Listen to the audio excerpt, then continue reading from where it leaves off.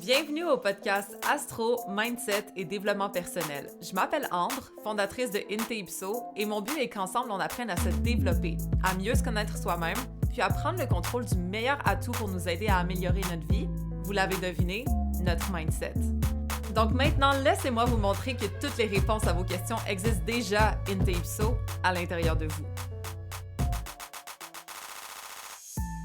Hello guys, j'espère que vous allez bien. Cette semaine, on va parler d'un sujet qui a été inspiré par Marie, qui m'a posé la question en fait pendant qu'on faisait un live avec Christina.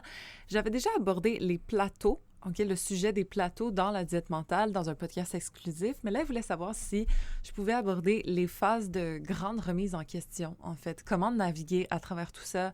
Est-ce que j'ai des conseils là-dessus? Comment accueillir, en fait, ce changement à l'intérieur de nous?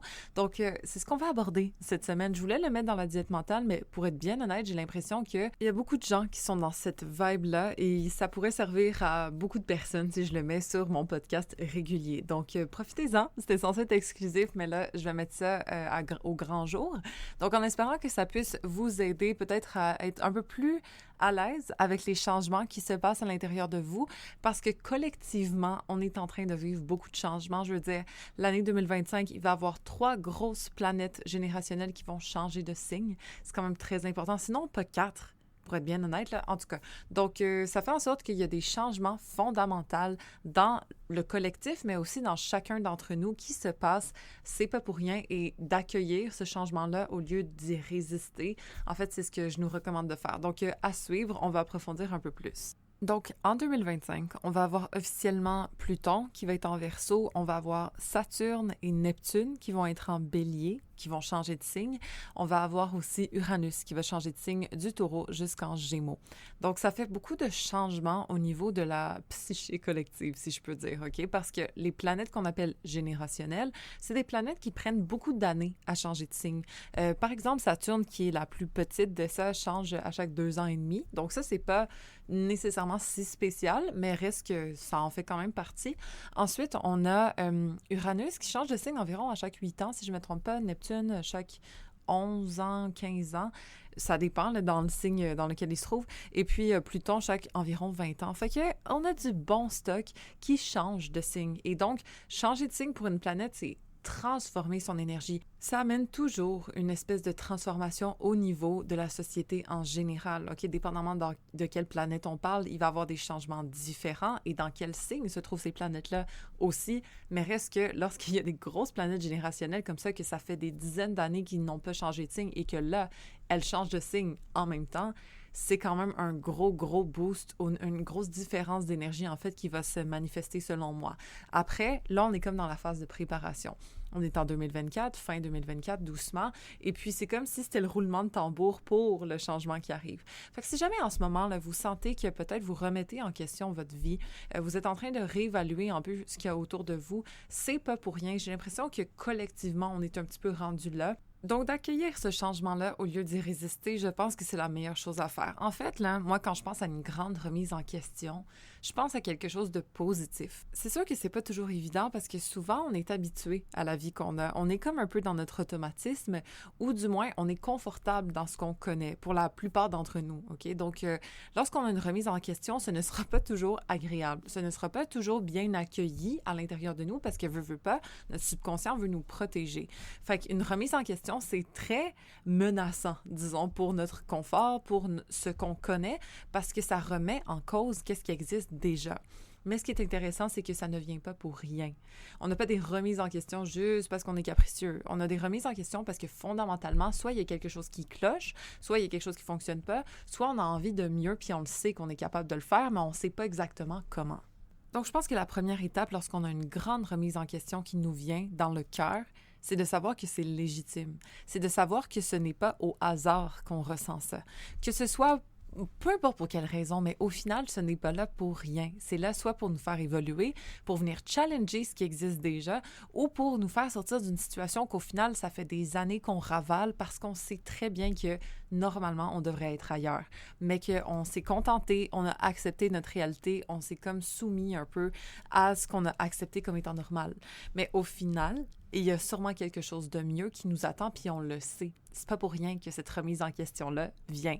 Ce n'est pas juste pour nous faire chier, ce n'est pas juste pour brasser un peu notre réalité. C'est là pour soit solidifier, en fait, ce qui est là déjà, donc de tester pour voir si les fondations sont assez solides pour rester, ou c'est là pour tester et ensuite déconstruire pour éventuellement resolidifier nos fondations et peut-être éventuellement construire quelque chose d'autre, de plus fort, de plus solide, qui nous correspond plus. Donc, d'accueillir cet inconfort comme quelque chose de constructif, soit qui va nous permettre de sortir de quelque chose, en fait, qui n'était pas assez solide ou qui est chambranlant, OK, ou qui nous blesse, qui nous fait du mal, peu importe, ou pour éprouver et solidifier ce qui existe déjà.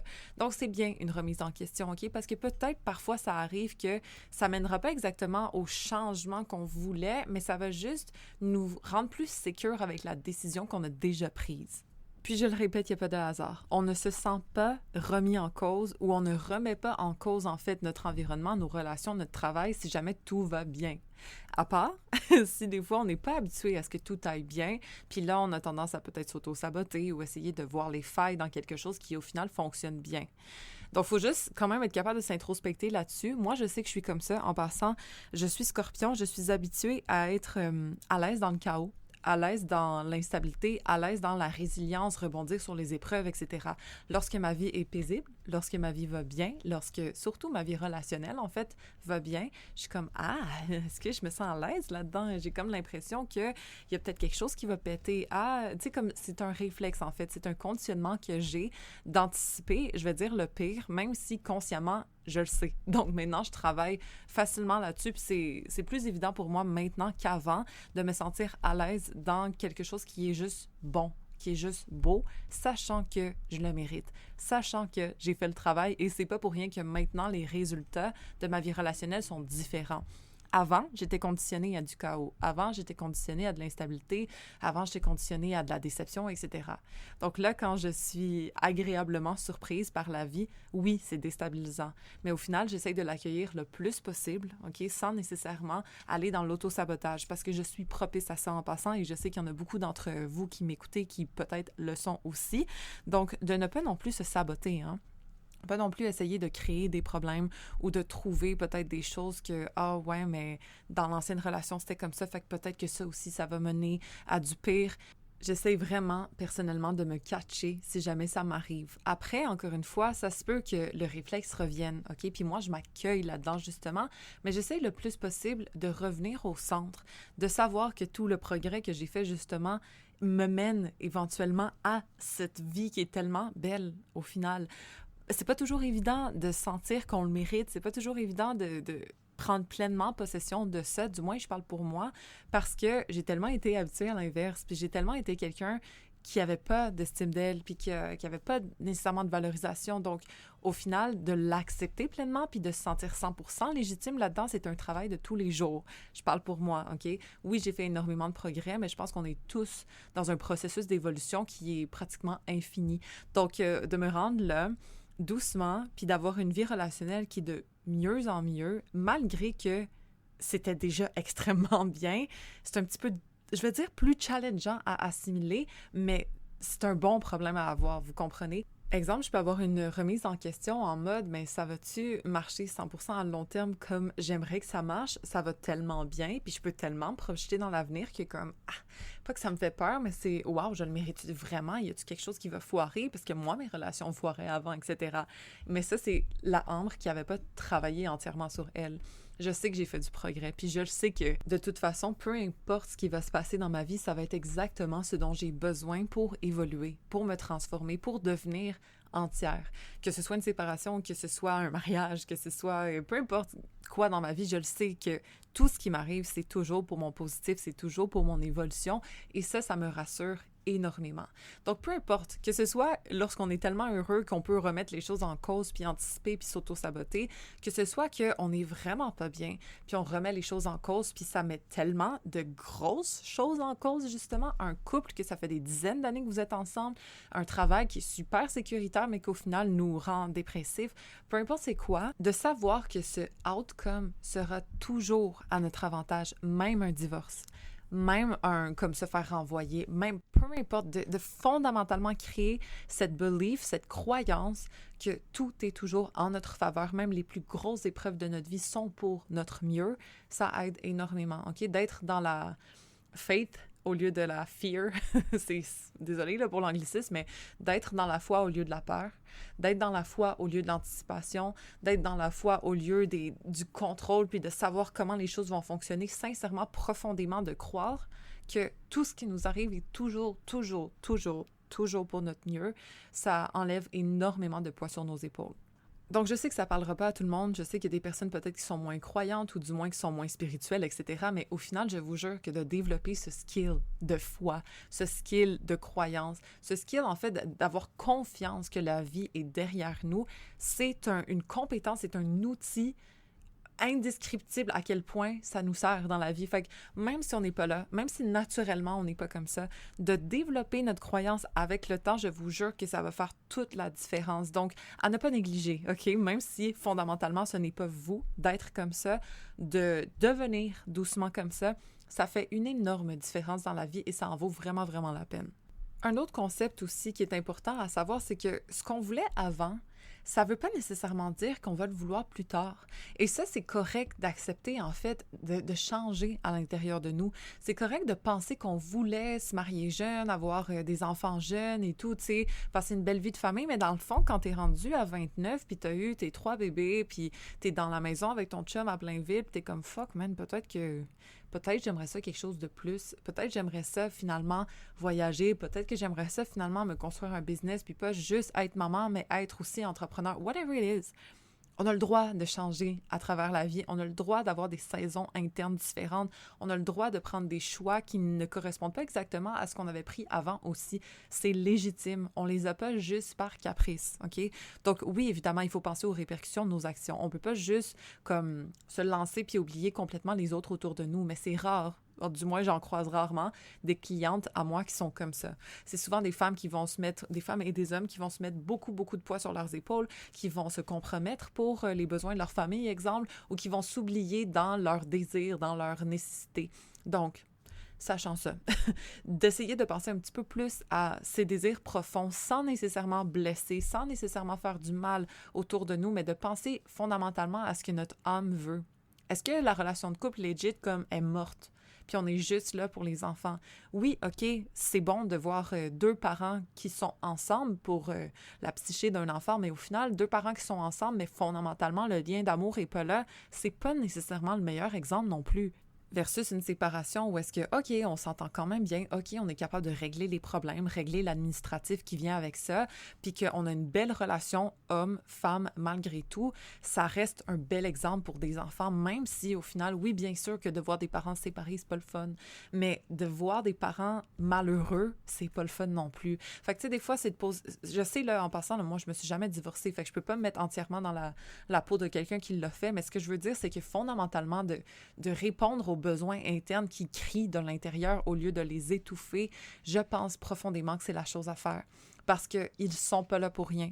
Et je pense que si on croit que tout est toujours à notre avantage, puis que tout est toujours en notre faveur, mais un divorce, une séparation, un congédiement, peu importe, c'est quand même quelque chose qui est là pour nous faire évoluer, qui est là pour nous faire grandir, qui est là pour peut-être donner des leçons à nous, aux gens autour de nous pour évoluer et devenir meilleurs eux aussi, etc. Donc, de s'écouter de l'intérieur, c'est ça que je veux communiquer comme message, parce que ce n'est pas toujours égoïste. Au contraire, c'est souvent aligné. Cette petite voix-là, elle n'est pas là pour rien. Donc oui, si notre chum, il ramasse pas ses bas, genre, puis ça nous dérange, OK, on peut peut-être remettre en cause pour voir si c'est vraiment comme quelque chose de grave ou non. Mais si fondamentalement, on sent aucune réceptivité émotionnelle, puis on sent qu'on est complètement invalidé dans notre monde émotionnel, justement, mais ça, c'est une grosse valeur fondamentale qui n'est pas présente dans le couple et qui nous blesse continuellement. c'est pas normal, c'est pas logique, c'est pas quelque chose non plus à accepter selon moi et je l'ai accepté pendant des années, OK? Mais j'ai été extrêmement malheureuse, puis ma petite voix à l'intérieur de moi me disait « Mais non, continue, puis non, tu vas pouvoir le régler, puis non, ça va pouvoir s'améliorer, puis tu vas voir plus tard quand vous allez réussir ça, votre couple va bien aller. » Guess what? C'est jamais venu. Puis une petite voix à l'intérieur de moi qui me disait aussi « Mais Ambre, est-ce que tu te rends compte du genre de partenaire que t'es, puis à quel point tu te fais minimiser en ce moment, à quel point tout ce que tu fais est pris pour acquis, à quel point quelqu'un de mieux pourrait t'aimer tellement plus fort. » Mais j'étais pas rendue là encore, OK? Donc de respecter où est-ce qu'on en est sans nécessairement se convaincre qu'on n'est pas rendu là non plus. Je sais pas si vous voyez la nuance, mais des fois, là, on est tellement partagé, puis des fois, on n'a tellement pas envie de partir que c'est juste la preuve qu'on n'est pas rendu là. Même si on part, même si on s'en va du travail, même si whatever, c'est comme si c'était pas là le moment. Puis je sais que déterminer le moment, c'est pas toujours évident, mais je pense que lorsqu'on est rendu à 60% pour, 40% contre, c'est déjà mieux, OK? Quand on est à 50-50, c'est vraiment pas évident parce qu'il y a une grosse partie de nous qui se sent pas prête. Et de faire un move lorsqu'on se sent pas 50% prête, c'est pas évident. Mais lorsqu'on se sent 60% prête, on peut déjà avoir le courage de carry avec nous, genre de traîner notre 40% de doute, de regret, d'insécurité, de peur, d'anticipation, whatever, avec nous parce que le 60% est plus fort. Mais si c'est 50-50, c'est vraiment une bataille qui n'est pas évidente. OK? Donc, de se poser la question peut-être où est-ce que j'en suis dans mon processus et sachez qu'on ne sera jamais à 100%. Jamais. 80% même, c'est dur de se rendre jusque-là parce que dans la vie, il y a plein de possibilités, de choses à prendre en considération, etc. On n'aura jamais le 100%, quasiment même pas le 80%. Mais lorsqu'on est un peu plus sûr de devoir partir ou un peu plus sûr de devoir faire ce move-là que de ne pas le faire, c'est là, selon moi, qu'on doit le faire. OK? Lorsqu'on est vraiment, profondément, également partagé entre l'un ou l'autre, c'est pas évident. Je nous l'accorde, OK? Mais lorsqu'on est un peu convaincu, on le sait, là, un petit peu à l'intérieur que ça fait pas de sens ou qu'on devrait faire le move ou que malgré la peur, comme il y a quelque chose qui nous appelle à l'intérieur, c'est là qu'il faut le faire. Il ne faut pas attendre le 100%. Prenez les conseils d'une Mars en Vierge qui veut absolument avoir tout parfait puis être en contrôle d'absolument chaque composant de la situation avant de faire le move. J'ai appris à arrêter de faire ça parce qu'au final, je resterais prise dans des affaires qui n'étaient pas alignées ou qui avaient juste plus lieu d'être ou simplement je manquais des opportunités. Donc au final, là, d'attendre, je vais dire le 60%. OK? 60%, là, it makes sense. Plus, tant mieux. On va juste se sentir un petit peu plus secure dans notre décision, même si on ne sera jamais 100% sûr. Ça, c'est important de se le rappeler. Pour une séparation, pour partir d'un emploi, pour peu importe, c'est rare d'arriver au 100% de décision. Parce que si c'était 100%, on l'aurait fait des années ou des mois avant, là, cette décision-là. On a toujours une petite part de doute. Je veux dire, on est tous des êtres moindrement soit intuitifs ou rationnels ou les deux. Donc, que ce soit notre cœur qui nous dit oui, notre tête qui nous dit non ou vice-versa, comme il y a toujours un petit dilemme, une petite bagarre à l'intérieur de nous, c'est logique, c'est normal. Donc, si jamais il y a une partie qui gagne un peu plus, même si c'est pas parfait, je pense profondément que c'est cette partie-là qu'il faut écouter. Donc, s'il y a 50% de nous qui nous dit « Ah, je devrais rester dans ce couple-là », puis 50% de nous qui nous dit « Ouais, mais il faudrait peut-être que je parte parce qu'au final, je sais, je me sens pas écoutée, je me sens pas valorisée, je sens pas que notre couple est proche, etc. » Ça va être dur de faire la décision, pour être bien honnête. Il va quasiment falloir attendre qu'on soit tanné jusqu'au 60% pour se dire « OK, tu sais quoi, là, maintenant, j'ai 10% de moins de tolérance, let's go. Je suis capable de faire le move. Est-ce que je vais avoir peur? Oui. Est-ce que je vais être déstabilisée? Absolument. Est-ce que je vais peut-être regretter? 40% de moi, sûrement. Mais 60% de moi va être heureuse, 60% de moi va se faire écouter, 60% de moi va continuer d'avancer puis va ramasser ce 40%-là qui est peut-être chambranlant, qui est peut-être insécure, qui est peut-être tout ça. Mais je vais avoir 60% de conviction que j'ai fait le bon choix, puis c'est ça qu'il faut. 40%, c'est quand même beaucoup de doute, d'insécurité, de stress, etc., OK? Mais on est capable de porter ce poids-là si 60% de nous veut. Fait que des fois, d'essayer de se remettre en cause par rapport à ça, comme juste s'introspecter à savoir, je suis rendu où dans mon pourcentage? Je suis-tu 60% et plus ou je suis-tu encore 50% et moins? Parce que c'est pas évident, moi, je recommande pas de prendre une décision lorsqu'on est 50-50. Oublie ça, OK? En étant Vénus en balance, là, je vous dis, je comprends totalement. Je suis pas le genre de fille qui va dire check, non, continue, va-t'en.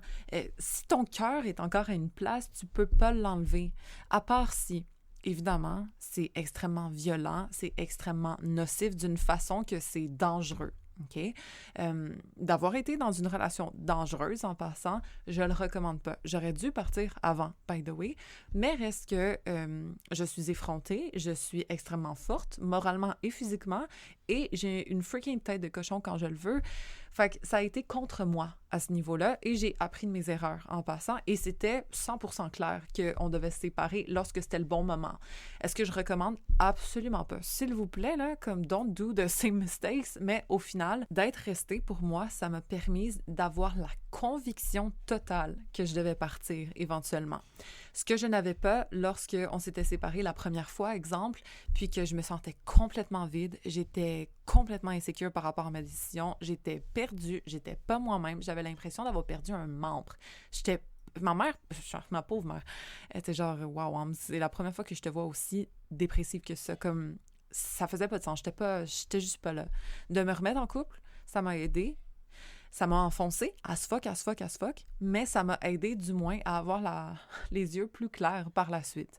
Est-ce que je recommande? Non, mais je pense profondément que si ce n'est pas dangereux, en tout cas, des fois j'aimerais ça écouter mes propres conseils, mais bon, si ce n'est pas dangereux, puis que vous le sentez pas, ben check de se réengager dans quelque chose, au pire, ça veut juste être plus clair plus tard. Ça veut juste être plus clair que Chris, non, ça me tente pas d'être avec un gars comme ça qui me parle de même, qui me fait ça, qui me retrompe parce que j'ai pardonné la première fois qu'il me trompe, que là, tu sais, vous comprenez, de se remettre dans une situation, exemple, ben ça va juste nous valider dans le fait que, fuck, j'aurais dû partir. Mais tant mieux, au moins c'est clair, OK? Donc de ne pas non plus se juger ou se mettre trop de pression si jamais on se sent pas assez prête à vraiment faire le move puis qu'on a besoin encore de temps. À un moment donné, wake up, mais des fois, puis je vous dis, je vous parle de cœur, ma Vénus en balance, là, moi, conjoint Chiron, carré Neptune, carré ma lune, elle avait besoin de réessayer, de revoir, d'être sûre, OK, pour être capable éventuellement de faire le bon choix. Le choix, là, j'aurais pu m'éviter des années de souffrance, de regrets, de pertes, mais j'avais besoin d'aller jusqu'au bout, OK? Quand tu touches le fond, du fond, du fond, du fond, tu sais qu'il n'y a plus rien en dessous. C'est ça que j'avais besoin. Il y a du monde qui a besoin de toucher le plancher. Moi, j'ai besoin de toucher les entrailles de la terre pour être sûr de mon coup. C'est correct, OK? Been there, done that. Mais le but, c'est à un moment donné de comprendre où est-ce qu'on s'en va.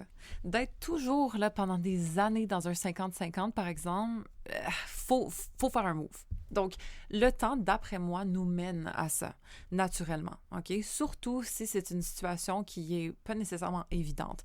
Après, ce qui est des fois un petit peu plus challengeant, c'est des situations qui sont normales.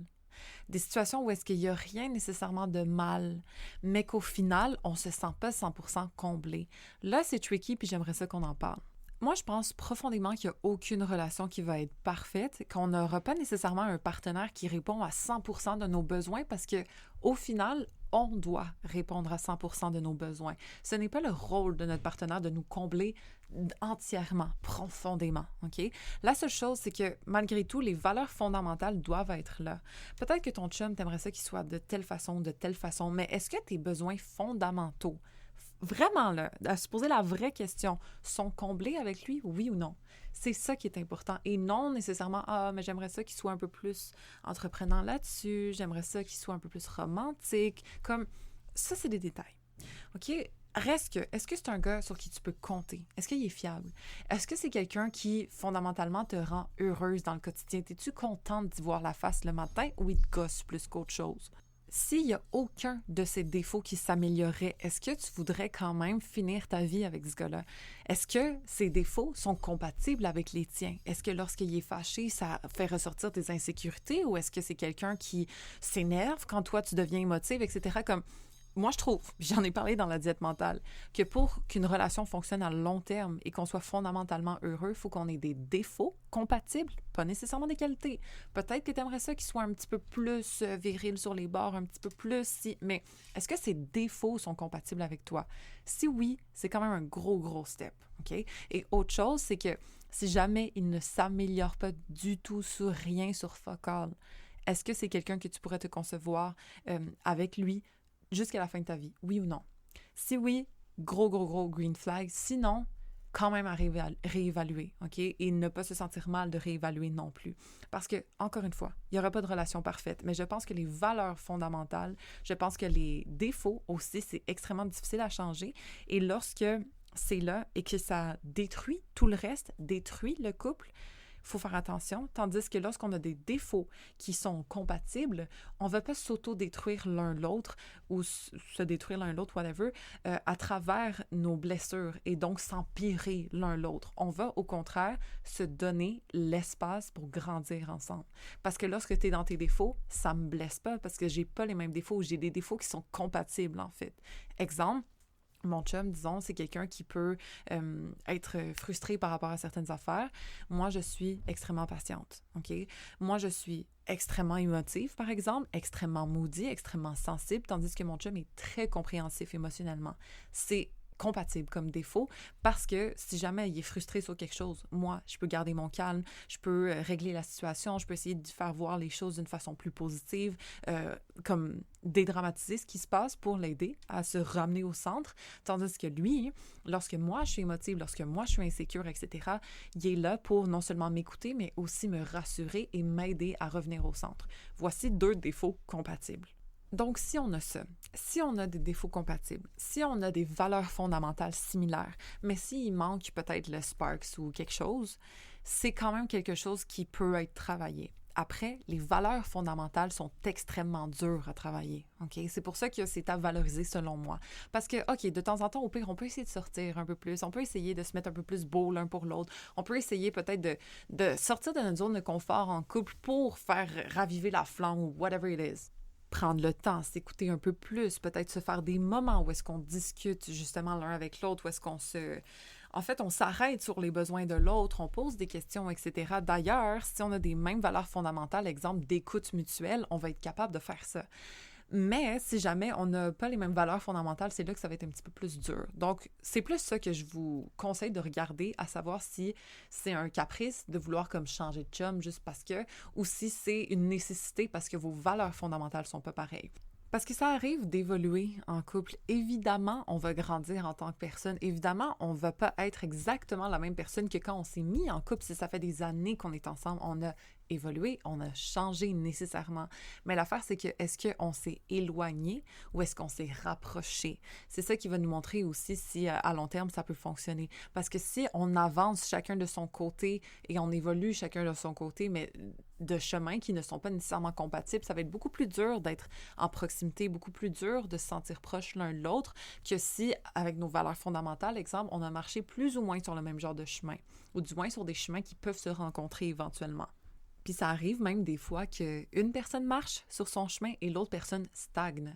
Et ça, c'est pas nécessairement évident à vivre non plus. Donc, si vous êtes dans un travail de développement personnel, si vous avez énormément évolué et que, exemple, votre chum veut rien savoir, genre, mais ça peut quand même être un petit red flag. Après, encore une fois, pas pour jeter des relations aux poubelles, OK? Mais c'est juste que si on est quelqu'un qui a une valeur fondamentale d'évolution et notre partenaire en a pas, ça va pas être facile de grandir ensemble et de se rapprocher l'un de l'autre au lieu de s'éloigner.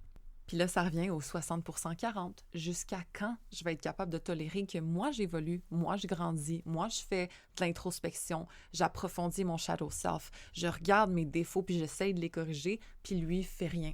Lui, il joue aux jeux vidéo, genre, je sais pas, OK? Jusqu'à quand je vais être capable de me sentir à l'aise et bien avec ça, avec 2 valeurs fondamentales qui sont pas exactement à la même place? C'est à se poser la question, OK? Est-ce que je suis capable de tolérer ça toute ma vie? Ça se peut. Parce que peut-être que c'est juste mon petit dada, puis mon chum, il fait pas... Tu sais, il est pas nécessairement problématique, disons, comme il joue aux jeux vidéo. Je parle pas du mien, là, vous comprenez, je parle de quelqu'un d'autre. Donc, ça me dérange pas, parce qu'il me permet d'évoluer, il m'écoute parler quand je parle de, je sais pas, d'astrologie, de développement personnel, puis lui, ça l'intéresse pas, mais en même temps, fondamentalement, c'est une bonne personne, etc. OK, ça peut fonctionner aussi. C'est juste à voir si c'est quelque chose qui est une valeur chez moi ou non. Est-ce que c'est quelque chose de fondamental chez moi ou non? Et à savoir, ben jusqu'à quand je suis capable de tolérer que mon chum soit pas comme ça aussi. Peut-être c'est toute une vie, peut-être que ça commence vraiment à gosser puis qu'on l'a dans le fond de la gorge, puis à un moment donné, ben on va le vomir. OK? Donc, de se donner le temps, de respecter son processus, mais de quand même être à l'écoute de nos besoins internes et de la petite voix qui nous chuchote des choses, c'est ce que je nous recommande de faire. Et là, je vous ai parlé beaucoup de relations au courant de ce podcast parce que c'est un sujet qui m'intéresse énormément. Puis je sais que les grosses remises en question, ça peut souvent toucher au niveau relationnel, mais je dirais que ça peut aussi toucher au niveau carrière, n'est-ce pas? Donc, ça, c'est quelque chose aussi à juste transposer.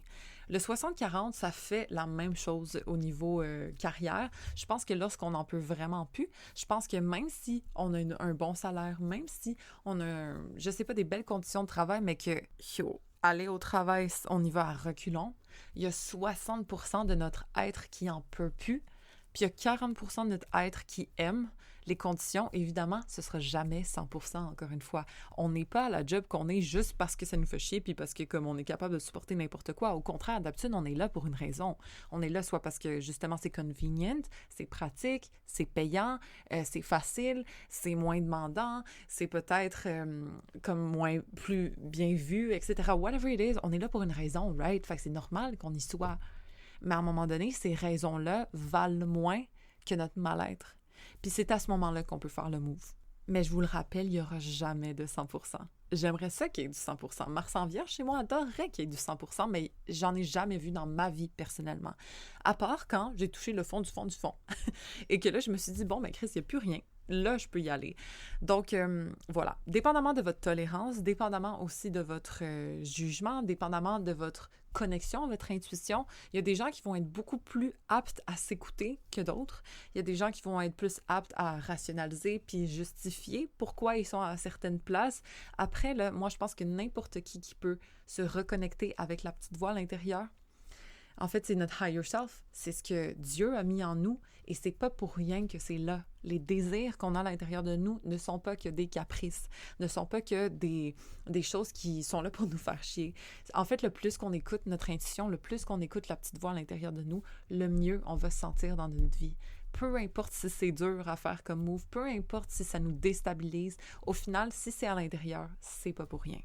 Donc, en espérant que cet épisode vous ait aidé un petit peu à vous valider de l'intérieur, à peut-être comme ne pas vous sentir mal si jamais vous avez des remises en question, puis de savoir, de juger en fait où est-ce que vous en êtes dans votre pourcentage. Il y a énormément de personnes que je connais qui sont en remise en question en ce moment. Je le suis personnellement au niveau surtout professionnel. J'ai envie de changement. J'ai des gros changements internes qui se passent à l'intérieur de moi. J'adore mon business. J'adore plus que tout ma communauté. J'ai juste envie de fonctionner différemment. Donc, à suivre. OK, je suis en train de mijoter. Je ne sais pas dans quelle direction je m'en vais encore, mais je sais qu'il y a quelque chose qui doit évoluer, du moins. Ça fait quand même une bonne année et demie, là, que je suis en train de faire exactement la même chose. J'ai besoin de nouveautés, j'ai besoin de changement, j'ai besoin, je sais pas encore précisément quoi, mais éventuellement, évidemment, avec le temps qui avance, puis la vision qui se clarifie, je vous tiendrai au courant. Mais sentez-vous pas mal d'avoir des remises en question. Je pense qu'il y a beaucoup de personnes qui en vivent en ce moment, peu importe dans quelle sphère de votre vie. Validez-vous de l'intérieur, puis posez-vous les bonnes questions et n'ayez pas peur de faire des moves. Parce que le plus qu'on sort de notre zone de confort, le plus qu'on évolue, le plus qu'on grandit, le plus qu'on se rapproche de qui on est vraiment, selon moi. Donc, si jamais vous avez aimé cet épisode, n'hésitez pas à le rater 5 étoiles. Ça me fait toujours plaisir. Puis sur ce, rappelez-vous que toutes les réponses existent déjà in te ipso à l'intérieur de vous.